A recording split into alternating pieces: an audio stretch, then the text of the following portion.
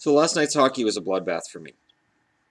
And every team that I picked to win basically lost -2. There were two that actually won that I said would win.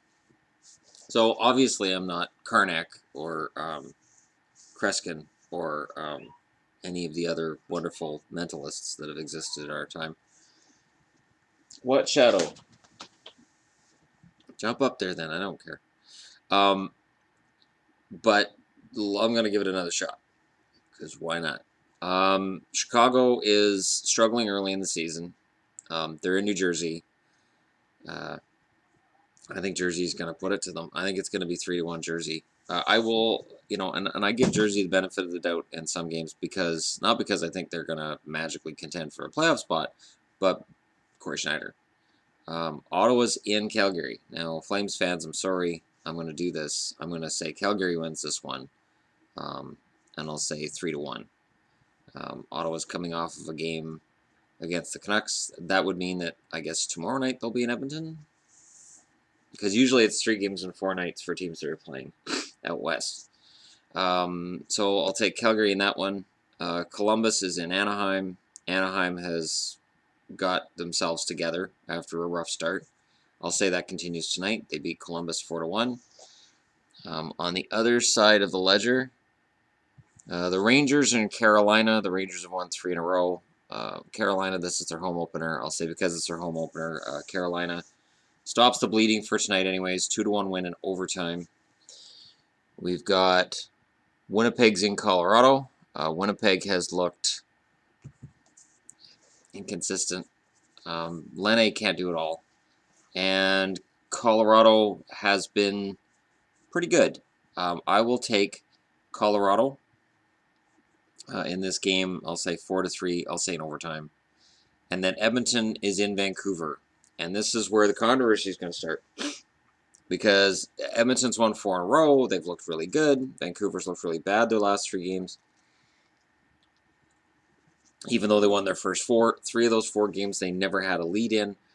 Vancouver can't score. Their goaltending is good. Regardless of whether it's Miller or Markstrom, it's good. It's not great. I would give Edmonton the edge with Talbot. I would give Edmonton the edge on the blue line. I never thought I'd see the day I said that. And in terms of turmoil, the Canucks have their share right now. I think Virtanen is just the first piece in what's going to be a very tumultuous season for Vancouver. And anybody who's upset that at the way Desjardins coaching, don't worry. Desjardins won't be coach by Christmas if the team's record goes south, and there's no reason to think it won't. That being said, the Canucks record against Edmonton, and I know people are going to say, oh, that's the old Edmonton, that's the old Edmonton. The Canucks record against Edmonton's been very good for the last 10 years. For whatever reason, even when the Canucks have been poor, they've performed well against teams from Alberta. And I'm going to go ahead and make a prediction that Vancouver wins tonight. I'll say 3-2 in overtime. I wouldn't be surprised if it's another one of these comeback bullshit wins. But it is what it is. The Canucks are an enigma right now, and I don't know if I trust that Bo Horvat and the Sedins are enough offense to get the Canucks over the hump. I'm certain that 7 games into the season, they didn't expect Louis Eriksson to have these point totals. I am not surprised, personally. I mean, I said it was a good signing from the numbers point of view, but I said he's not going to score 30. I think where I divide off from a lot of other hockey fans is that a move gets made, and a fan will look and go, well, that's a good move. That's smart. I'll look and go, okay, that's a move, and that's a hockey player that comes in, but does that improve the team? And, when I look at Eriksson coming in, I said, okay, Eriksson comes in, and he replaces what Verbata was 2 years ago.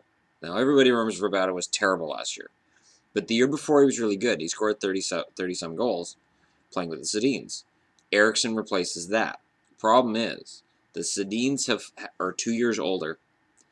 and it shows. There are times during the game where it shows that they're getting on in years, and they've played 2,000 hockey games between the two of them. These guys have played a lot of hockey, and for Canucks fans, it's tough to see and admit these guys aren't what they were 5 years ago. They're not going to be able to do what they did 5 years ago. So what happens then is you say, okay, since they can't perform like they did 5 years ago, the supporting cast has to be better than the one that went to the Stanley Cup final in 2011 for them to really have a chance. Because the Sedins played fantastic in 2011, and they were both MVP caliber. And the supporting cast is not as good as it was in 2011. They don't have a Ryan Kessler on the second line. With all due respect to Bo Horvat, he's not likely going to score 40 goals and 75 points. And, Kessler was a very solid scoring second-line center when the Canucks were very good. And he did that with Higgins and Raymond on his wings, and everybody complained, oh, these guys aren't good enough to be his wingers. It really doesn't matter. The fact is they had better scoring then than they do now. So we'll see. We'll see what happens from here on. But I do think that tonight anyways, I think Vancouver wins. I think there's some interesting storylines taking place. Chicago's kind of slow start. How long till Chicago's contemplating making changes? Columbus is off to another sub-500 start. How long does Tortorella last before Columbus decides to kick him out the door? Does Winnipeg stick with Paul Maurice if they struggle at or below 500? Does Pavlich come back in if Hellebuck isn't the answer in net? There's a lot of factors at play in the NHL right now. How long do these guys suck before it's realized Claude Julien probably needs to go? And at the end of this season, if it's as much a disaster as it could be, as it looks like it's going to be early in the season, does Don Sweeney lose his job? So there's a lot of storylines playing out right now. For tonight, I know people will want me to stream Edmonton and Vancouver. I think you'd be very disappointed in my reaction to Edmonton versus Vancouver. I don't get emotionally vested in Vancouver games. And I do in Dallas games, and I do in Boston games. Because Vancouver for 35 years has let me down every time. Dallas has not. Dallas won a Stanley Cup in 1999. Dallas has overachieved in the past. They've been contenders on and off. Boston won the Cup in 2011.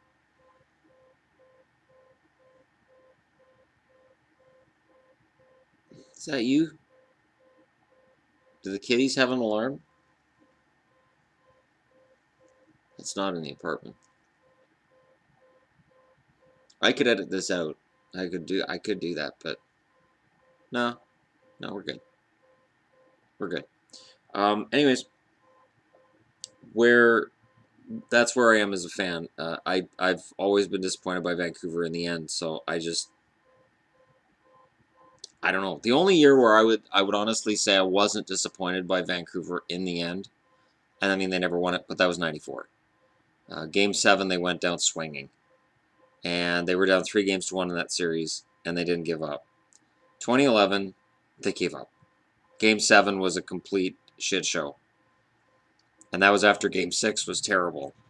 So, yeah, I have reason to look at Vancouver and not react emotionally.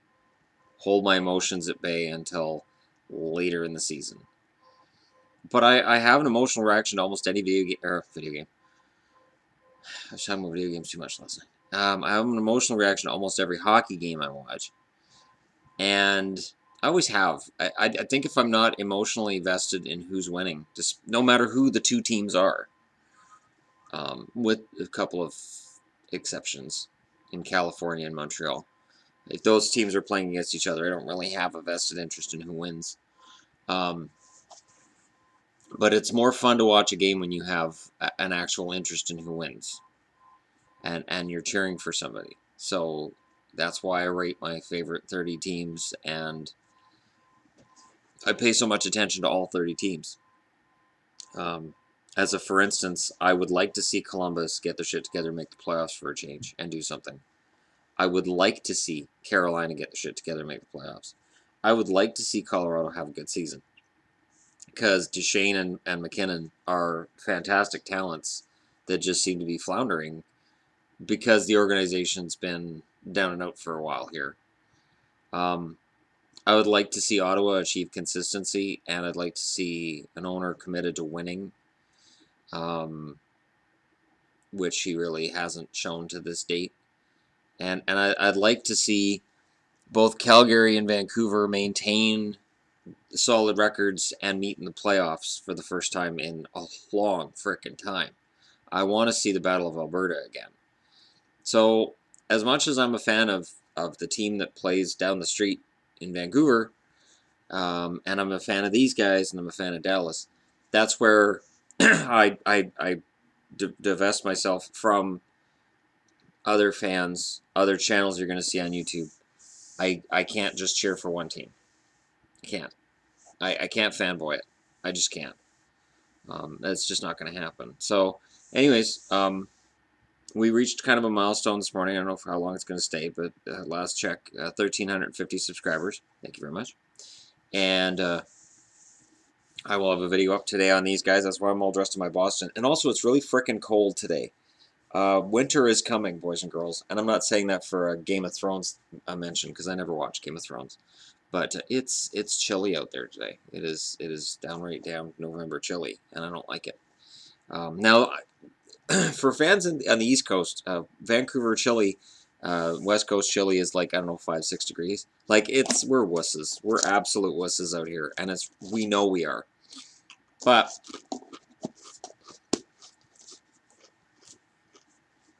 the East Coast of the Valley here, we do get wind chills of -30 at certain stages during December and sometimes into January. And those are what I call the fuck you Arctic outflows. Because as soon as I hear them, that's what I say. Because I hate going to work in them. They're terrible. They're really awful. They're horrible. Hate them. Hate Arctic outflows. And that's where we're headed. Maybe with the avalanche doing better, maybe that's part of the Arctic outflow hitting the NHL. Hey, I had to try to segue it somehow, people. I had to segue it somehow. Anyways, thanks for watching. Don't forget to hit like and subscribe if you're passing through. And I will be talking about the history of the Boston Bruins later this morning. I'll get into that. I'll load up a bunch of stuff, and we'll go from there. So, again, thanks for watching, and I'll talk to y'all again real soon.